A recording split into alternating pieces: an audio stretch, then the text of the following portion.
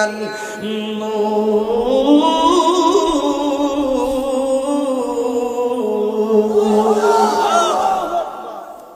আল্লাহর বন্ধু তো তারাই হবে যারা ঈমানদার।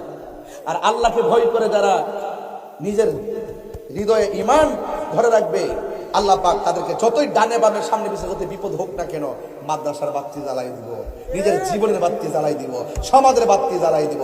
ইন্নাল ইজ্জাতা লিল্লাহি জামিআ। ওই শত্রুদের সাথে আপনি চলবেন না। যারা বিরোধিতা করে তাদেরকে মনে প্রাণে ঘৃণা করবেন। এই ঘৃণা করাটাও ঈমান। দুষ্ট লোকের গোয়াল, দুষ্ট গরুর গোয়ালের চাইতে শূন্য গোয়াল অনেক ভালো। কথা বলেন ঠিক না বেঠে? এই জন্য আমার ভাইয়েরা, আমি আপনাদের সামনে যতটুকু কথা বলবো,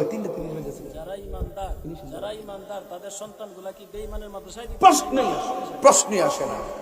আমি কি বুঝাইছি? মুনাফিকের সাথে সম্পর্ক রাখুন যাইব, তাহলে আপনার জীবন তো গেল গা। এই আপনার জীবন তো গেছে গা।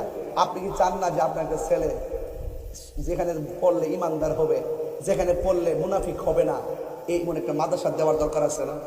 তাহলে আমাদের আজিজ সাহেবের মাদ্রাসাটা কি? এটা কি মুনাফিকের কারখানা নাকি মুমিনের কারখানা? তাহলে এই মাদ্রাসায় সন্তান দিলে কি মুনাফিক হইব? ডাবলিউ হইব? কি হইব? তুমি কে আমি কে আওয়াজ হবে না। তুমি কে আমি কে?